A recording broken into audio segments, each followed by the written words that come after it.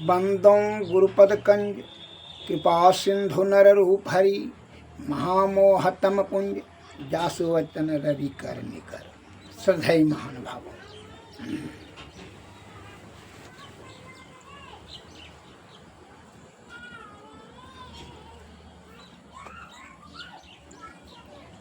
सुषमनायाम सदा गोष्ठी यह कश्चित करुते नरः सम्मुक्ते सर्व पापभ्यो निह श्रेय सम वा पनुयात। अर्थात जो नर सुषमना में सदा सभा करता है वह सब पापों से मुक्त होकर सच्चा कल्याण पाता है। सुषमनैव सुषमनैव परम तीर्थम सुषमनैव परो जयपः सुषमनैव परम ध्यानम सुषमनैव परागति। अर्थात सुषमना ही प्रधान तीर्थ है, सुषमना ही प्रधान जप है, सुषमना ही प्रधान ध्यान है और सुषमना ही परा अर्थात ऊंची गति है।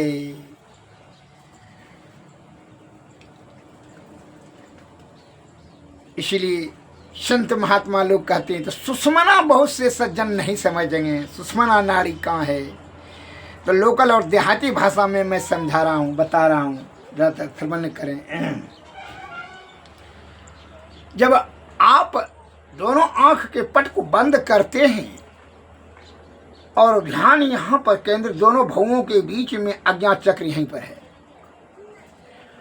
और जैसे यहाँ यह तीन मार्ग यहाँ पर था, इंगला पिंगला और सुषमना, बायां दायां इंगला पिंगला है और बीच में है सुषमना नाड़ी मुदा रास्ता। तो यह इंगला पिंगला में जाएगा तो आप माया मोह के चक्कर में फंस जाएंगे। इसलिए आप क्या सोचेंगे कि भाई मकान बनाना है, बेटा को पढ़ाना है, स्त्री को जेवर देना है, जमीन खरीदना है इत्यादि इंगला पिंगला में। और जो है पिंगला में घुसने पर जो है सत्संग भजन कराएंगे, शादी ब्याह कराएंगे, शुभ कार्य करना चाहिए, कुछ उससे जरा श्रेष्ठ आएगा बात कराएंगे, स्वास्थ्य पर ध्यान देंगे, यह सब जो है सोच में चले जाएंगे माया मोह के चक्कर में। और बीच वाला जो नाड़ी है सुषमना, वहाँ उसी में ध्यान करता है केंद्रित करने के लिए। ध्यान किसे कहते हैं? शून्यगत मन को ही ध्यान कहा जाता है। जब मन आपका शून्य हो जाए, मन में यदि कुछ सोच विचार हो रहा है तब तक वो ध्यान नहीं है, तब तो माया मोह के चक्कर का आप जो आंख बंद कर करके ध्यान कर रहे हैं। आंख बंद कर लिए हैं और मन जो है आपको नचा रहा है, दौड़ा रहा है, उसको मारना है, उसको झपेटना है, उसको जमीन खरीदना है, मकान बनाना, दुकान, ये सब जो है इंद्रिय सुख को जो है प्राप्ति करने के लिए वह सुंदर है और सुंदर है, वो बढ़िया है, वो खराब है, ऐसे नाना प्रकार का आवाज सोच रहे, मन आपको बहका रहा है।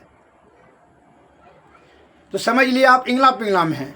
जब वो शून्यगत मन हो जाए, मन कुछ सोचना ही बंद कर दे, कोई क्रिया भी ना करने, ध्यान ये भी नहीं सोचेगा मैं ध्यान कर रहा हूँ, यह भी सोचना बंद हो जाए, तब वह अस्थिर हो जाएगा सुषमना में, बिंदु में।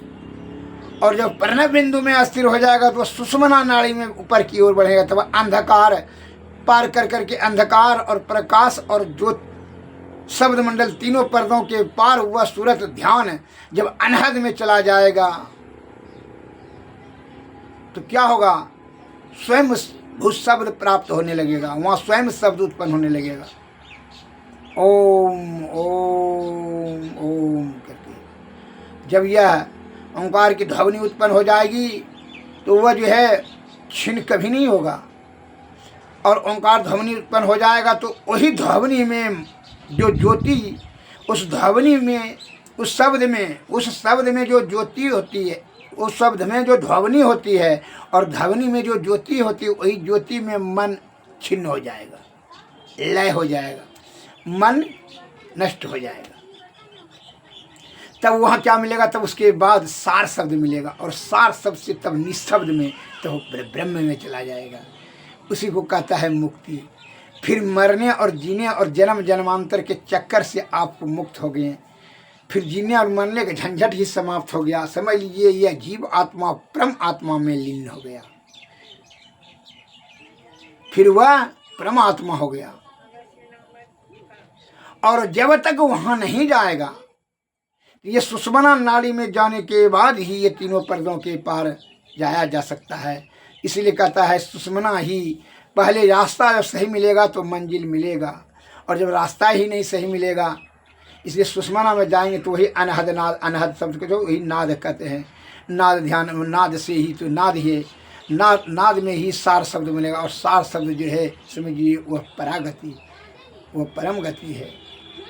सार शब्द जो है, क्यों, वह समझिए वहाँ परमात्मा से शब्द नीचे की ओर गिरता है, वही शब्द को पकड़ कर करके जो है सार शब्द से निःशब्द में चला जाता है, वही परब्रह्म की प्राप्ति होती है। समझ लिए सुषुम्ना ध्यान। और जिसको धर्म, तो यह चित्त अस्थिर होने के लिए आप पाप ताप संताप जो इंद्रिय सुख को तृप्ति करने के लिए जो जमा कर लेते हैं, उससे क्या हुआ, भोगनोनी में चले जाना पड़ता है, भोगना पड़ता है पाप ताप को। तब समझिए इस जगत में आप चले जाएंगे, तो जमराज का यहाँ चलती है, वो जमराज की मालिक है इस जगत का। अब जमराज इनके आपके कर्म के अनुसार से दंडित करते रहेगा, आपको अधोगति में धकेलते रहेगा। और सदगुरु के शरण में जाने से क्या होता है कि विषय का त्याग हो जाता है, ब्रह्म तत्व का दर्शन कराने की वह लड़ा अनुसंधान सूरज शब्द योग के द्वारा आपको बता देते हैं। फिर पाप ताप संताप भोगने की कोई जरूरत नहीं है, जो है आप डायरेक्ट ये जीवात्मा को परमात्मा की प्राप्ति करा देता है। और जब तक यह जो है कर्म काम पूजा पाठ धर्म कर्म तीर्थ प्रयाग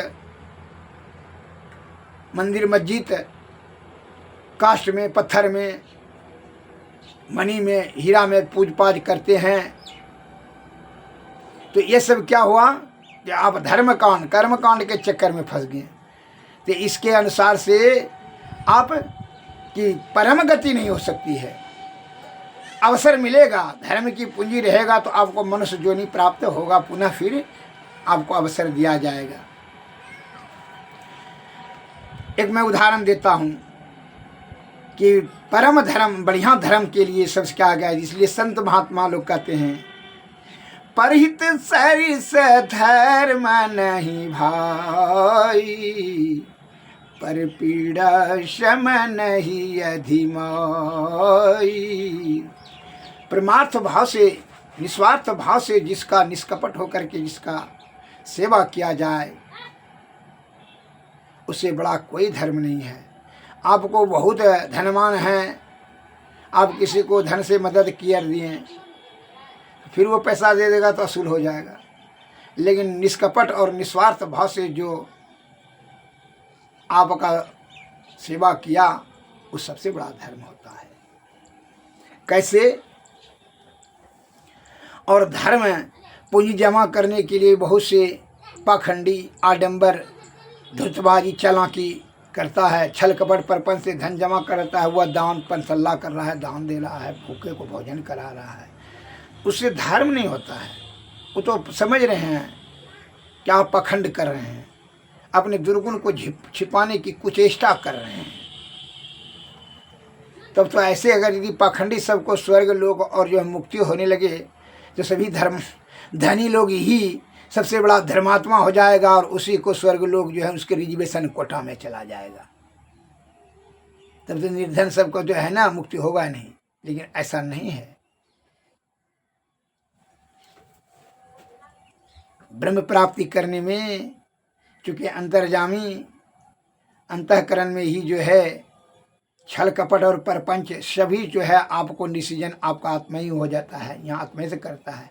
इसलिए सही से कर्म करना चाहिए, सोच विचार करके समझ बूझ कर करके हृदय रूपी तराजू पर आत्मज्ञान से सोच समझ करके उपकार का भाव से उपकार करना चाहिए। अब उपकार में भी दया है। आप मान लीजिए किसी शराबी को, नशेड़ी को, चरित्रहीन को, अगर यदि दूषित चित्त वाले को, दुष्ट को, उसको अगर उपकार करते समझिए उसके पाप में परिवर्धन करा दें, आपका पाप का भागी भोगना पड़ेगा। उसके लिए मैं एक उदाहरण देता हूँ। पहले परमार्थ के भाव से जो सेवा करेगा उससे बड़ा धर्म। परमार्थ के लिए भाव पाए पर उदाहरण देते हैं, तब वह उसका उदाहरण देंगे कि अगर यदि दुष्ट दुर्जन को कोई पाप भला कार्य करा, उसमें अगर यदि आप उसको उपकार कर दिए, मदद कर दिए, तो उसका पाप का भागी बनना होगा आपको। कैसे, उसका भी उदाहरण देते। पहले इसका समझ लीजिए। एक गांव में मेला लगा हुआ था। मेला स्थल पर एक छोटा कुआं था जिसमें एक आदमी भूल से गिर गया। मेला बड़ी भीड़ भाड़, खूब पूरा भीड़ था। एक साइड में कुआं था, कुआं में एक आदमी गिर गया। वह चिल्लाने लगा, मुझे बचाओ बचाओ, लेकिन शोरगुल में उसको कोई नहीं सुन सका। लोग अपने अपने काम धंधे में लगे हुए थे। शाम हो रही थी, लोग जल्दी जल्दी में थे। इतने में एक समाज सेवी कुएं के पास आया। उसे अंदर से आदमी की आवाज़ सुनाई दी। वह बोला, चुप रहो, यह बिना दीवार का कुआं जिसने बनाया है उस मेला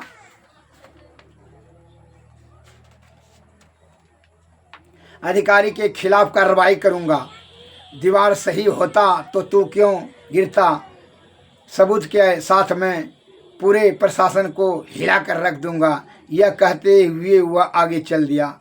संयोगवश जो है एक सिपाही को जो है वह शोरगुल सुन लिया, कुआं में जान लिया। वो सिपाही जो जोगने वाला था, मेला का जो सदस्य था, उसने देख लिया। तो उसने कहा कि अच्छा चुप रहिए, हम निकालने की व्यवस्था करते हैं। तो उसने भी जो है इसलिए मन में सोच लिया कि अगर यदि हम कहेंगे कि कुआं में आदमी गिर गया तो मेला भड़क जाएगा, जिसके कारण से मेला का मालिक ने हमको पैसा भी दरमाहा नहीं देगा और हमको दंडित करेगा कि तुम्हारे कारण से मेला खराब हमारा हो गया।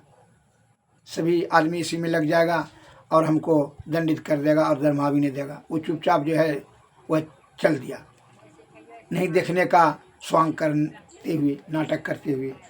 फिर जो है अब तीसरा, एक संयोगवश के एक सन्यासी वहीं आकर के बैठा। कुएं के अंदर में आदमी की चिल्लाया, मुझे निकालो। सन्यासी बोला, भाई पिछले जन्म में तुमने कुछ कुकर्म किए होंगे जिसका फल भोग रहे हो। अपना अपना कर्म फल सभी को भोगना पड़ता है, इसमें कुछ संदेह नहीं है। उस आदमी ने कहा कि तुम मीठे, मुझे पीछे कर्म फल समझा देना, पहले कुएं से बाहर तो निकालो। सन्यासी बोला, देखो भाई, मैं तो कर्म का त्याग कर चुका हूँ, गांव के लोगों से कहूँगा और तुम्हारी कुछ मदद कर देंगे। वह चला गया। सन्यासी देखिए बना करके हम कर्म को त्याग दिए हैं, देखिए बना। वह चला गया। एक पत्रकार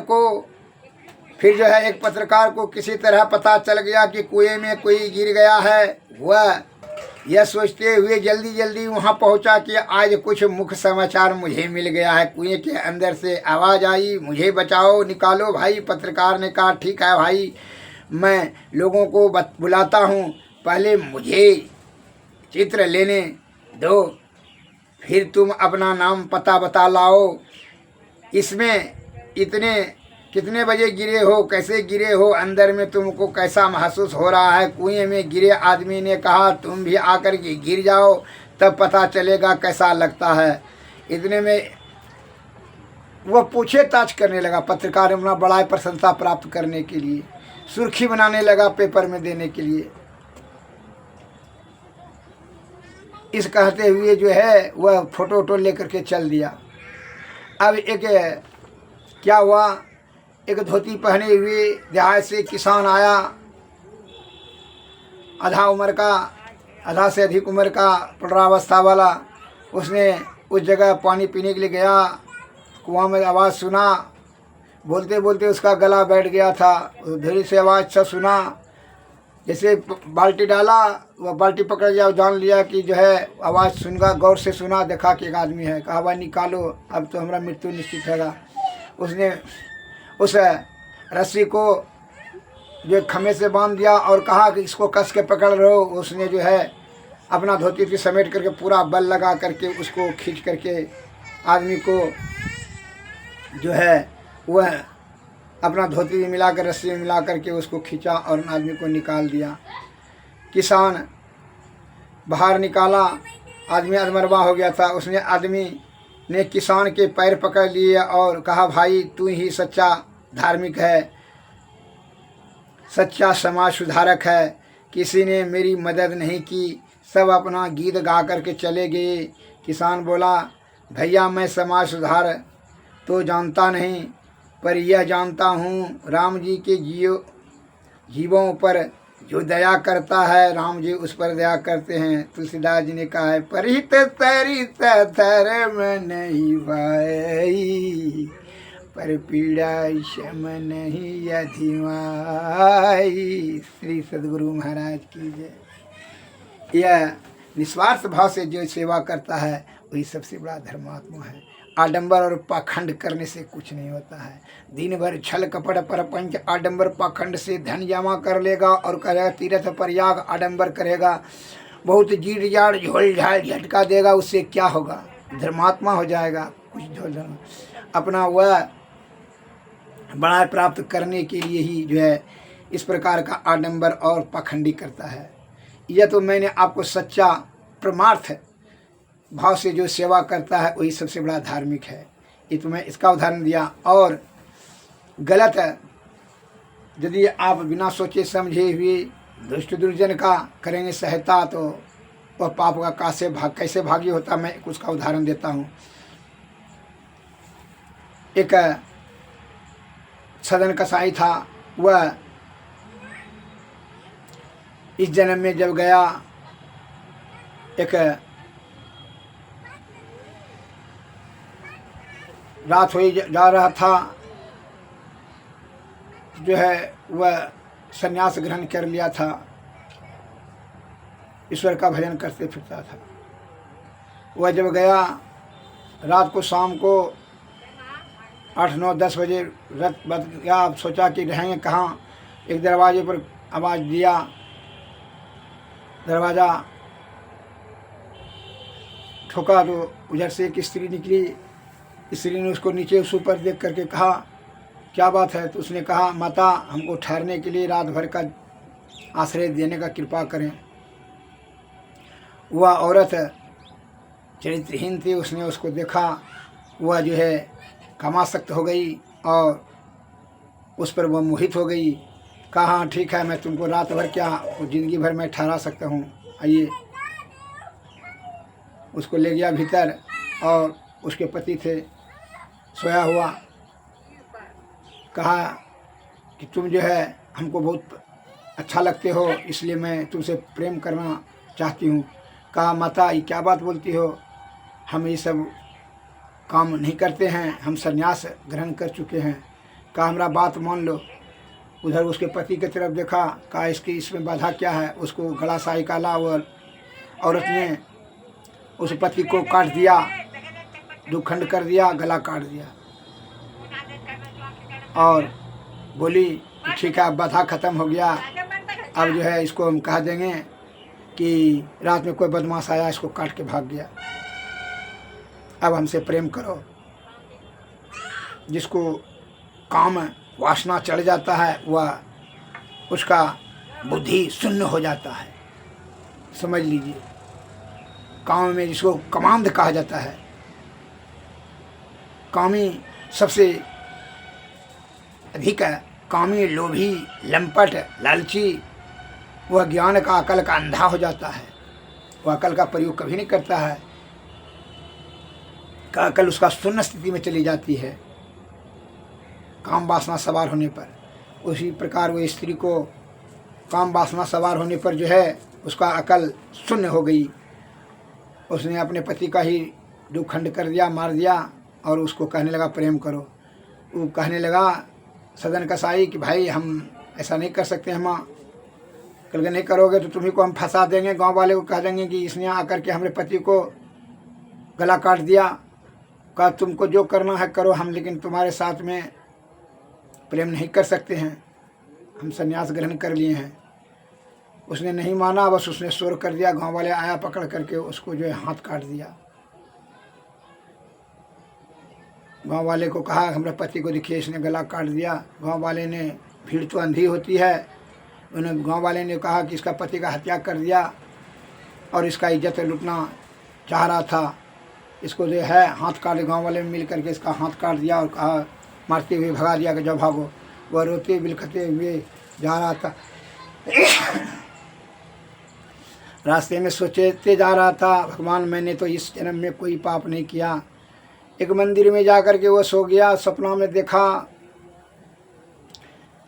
कि इस जन्म में तो कोई पाप नहीं किया। अगले जन्म में वह जो है एक गाय कसाई ने दौड़ करके पकड़ रहा था, वह अपने बाहुबल से गैया को पकड़ करके कसाई के हाथ में दे दिया और वह कसाई ने गैया का हत्या किया, मांस खाने के बांट करके बेचा। तो वही पाप से उसका हाथ कटा गया। तो वह भी अभी देखा कि वह जो स्त्री थी वह गाय थी पहले जन्म में, और वह उसका पति जो बना था इस जन्म में वह कसाई था। और यह इसका हाथ काटने का अर्थ था कि यह अपने हाथ से, जबकि जानता था ये कसाई है, ये गाय को पकड़ रहा है, गैया अपने प्राण बचाने के लिए किसी प्रकार सिंह से खोल लिया था, रस्सी भाग रही थी, यह अपने बल से गैया को पकड़ करके कसैया के हाथ में दे दिया, जो कसैया ने उसका कत्ल कर करके मांस बेचा। वही पूर्व जन्म का कमाई से इस जन्म में उसको हाथ कटवाना पड़ा, फल भोगना पड़ा। इसलिए कहते हैं आप किसी नशाबाज को, चरित्रहीन को, दुर्व्यसन को, दुष्ट को, दुर्जन को, किसी भी कुकृत्य कार्य करने में अगर यदि आप मदद करते हैं तो वह आपका मदद धर्म नहीं होगा, अधर्म होगा और उसका दंड आपको भोगना पड़ेगा। इसलिए सोच समझ करके कर्म, कुकर्म, सुकर्म, कर्म कांड के चक्कर में रहोगे इस जगत में तो आपके भूलवश, अज्ञानतावश आपको पाप ताप संताप के चक्कर के लपेटे में फंस कर करके जन्म जन्मांतर के चक्कर में तू फंसे रहोगे और आवागमन के चक्कर से नहीं निकल सकोगे।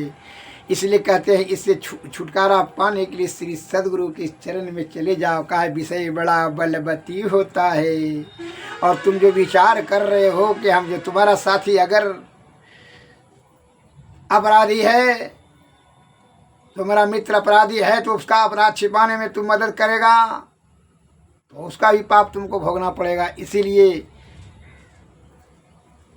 दुष्ट, ईर्षालु, दुर्व्यसन, अधर्मी, पापी का साथ देना या मदद किसी भी शब्द से, परोक्ष या प्रत्यक्ष रूप से किसी प्रकार से जो आप उसका मदद करने की चेष्टा भी करेंगे तो भी आपको पाप का भागीदार बनना होगा। श्री सद्गुरु महाराज। इसलिए पाप ताप संताप से बचने के लिए, त्रैताप से बचने के लिए श्री सद्गुरु के शरण में चले जाएं, तभी यह जीव आत्मा का परम कल्याण होगा, अन्यथा दुर्गति तो निश्चित होगा। इसमें जरा भी संशय नहीं है।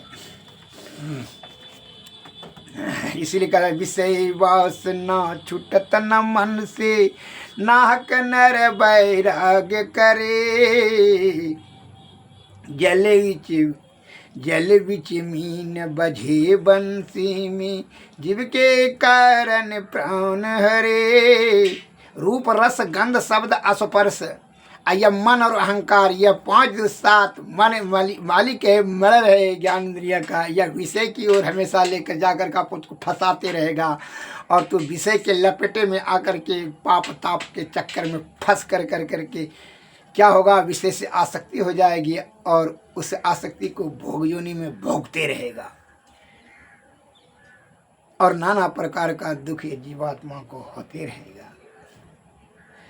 इसलिए कहता है विषय वासना छुटत न मन से, नाहक नर बैराग करे, जल विच मीन बझे बंसी में, जीव के कारण प्राण हरे, सो रस नावस कियो न जोगी, नाहक इंद्रिय शाधि मरे, वन में रहते मृगन शिवसर, काहू ना काहू के दोष करे, सो मुरली धुन सुनने करनी, व्याधावान से प्राण हरे, नयन के कारण जरई पतिंगो, पारस पाई गजराज हरे, नासाय करन भर मरे नाश भऊ, पांचो रस ले पांच मरे, किन कोटि तीरथ तप पूजा, मुनि हो के ध्यान धरे, लक्ष्मी पतिता लगी सब झूठे, जा लगी मन नहीं हाथक धरे, से वस न छूटत न मन से, नाहक नर वैराग कये।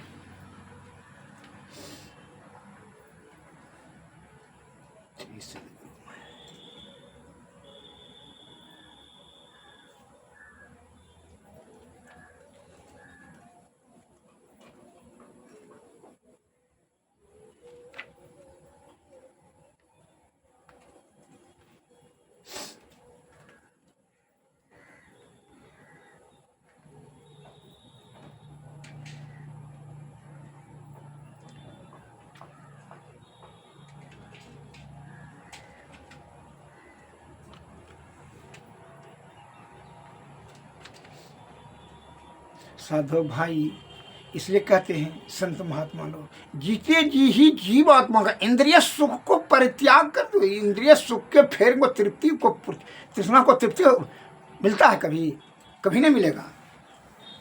तृष्णा की तृप्ति नहीं होती है। तृष्णा का काम है समुद्र महाविवेश, काम सागर की भांति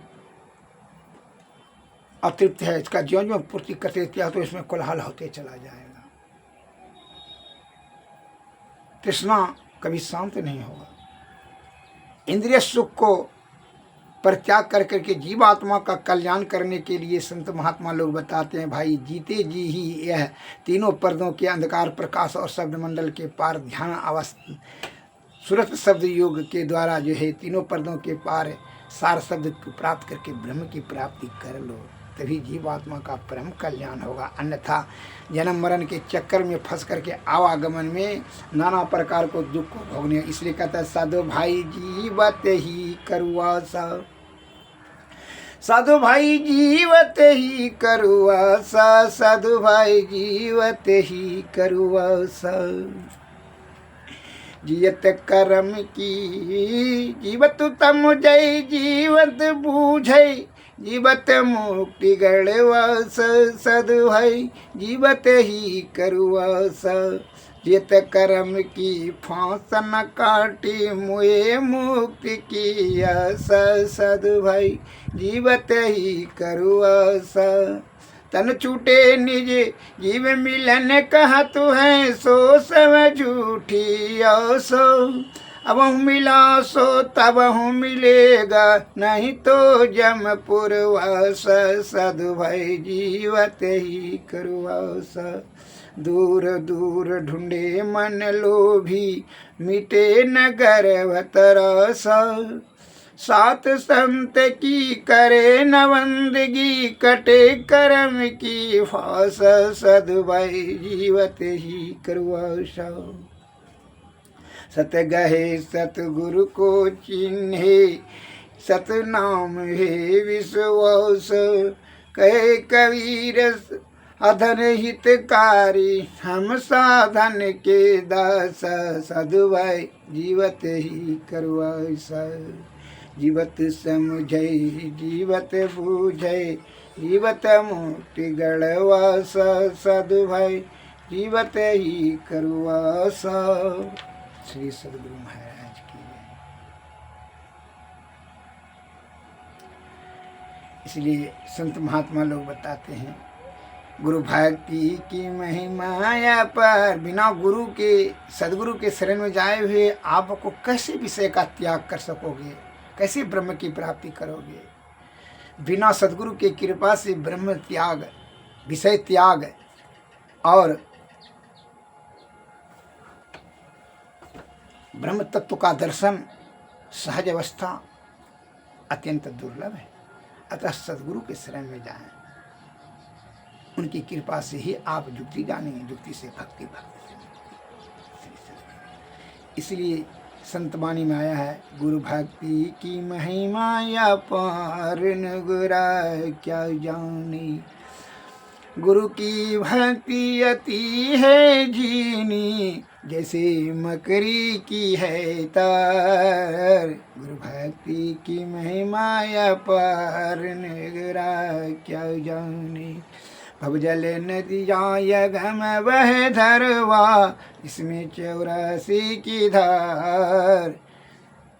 गुरु भक्ति की महिमा या पर निगरा क्या जानी, बिनु गुरु भक्ति परे जम फांसी जम का खाए गंवार, निगरा क्या जानी। गुरु की भक्ति कटे जम फांसी, जम के मुख पर होगा छार। कहते कबीर सुनो भाई साधु, गुरु बिनु नहीं निस्तर, गुरु भक्ति की महिमा या पार नगरा क्या जानी। श्री सद्गुरु आरती तन मंदिर में कीजिए, दृष्टि जुगल कर सन्मुख दीजिए, चमकई बिंदु सूक्ष्म यति उज्जल, ब्रह्म ज्योति अनुपम लख लीजिए, जगमग जगमग रूप ब्रह्मांड, निरखी निरखी ज्योति तज दीजिए, शब्द सूरत अभ्यास सरल तर, करी करी सारा सवाद गही लीजिए, ऐसी जुगति काया गढ़ त्यागी, भव भ्रम भेद सकल मल छीजी, भव भंडन यारति यह निरमल करि में अमृत रस पीजी, आरती तन मंदिर में कीजिए, दृष्टि जुगल कर सन्मुख दीजिए। श्री सद्गुरु महाराज की जय।